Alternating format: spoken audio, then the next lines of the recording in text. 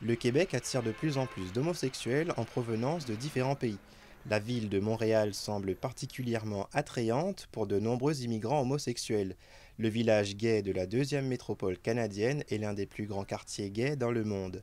Montréal semble alors être l'endroit idéal pour de nombreux immigrants gays qui rêvent de vivre leur sexualité pleinement.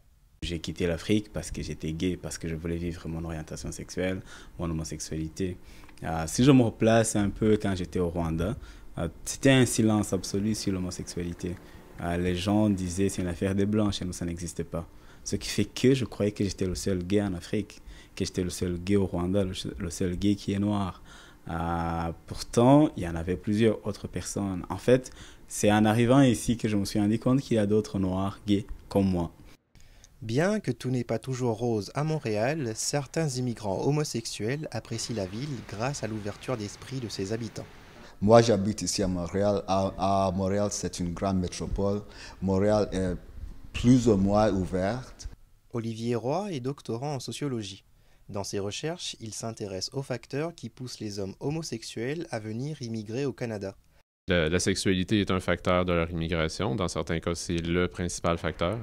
Mais ce ne sont pas que des homosexuels ou que des personnes bisexuelles. Ce sont des êtres humains en général, plus largement. Donc, dans certains cas, ils vont immigrer pour poursuivre leurs études, pour avoir un meilleur emploi, avoir un meilleur niveau de vie. Les homosexuels d'origine africaine sont parfois confrontés à l'homophobie dans leur communauté culturelle. À Montréal, des personnes continuent à cacher leur orientation sexuelle, à prétendre avoir des copines. Alors c'est comme ça que je me suis dit, tiens, il y a beaucoup d'isolement et beaucoup de stress que des personnes vivent quand ils sont gays et qui sont africains.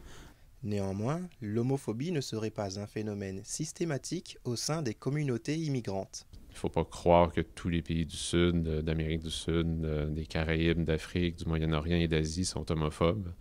Il y a des milieux dans ces pays-là où il n'y a pas d'homophobie, où il y en a moins que dans d'autres milieux.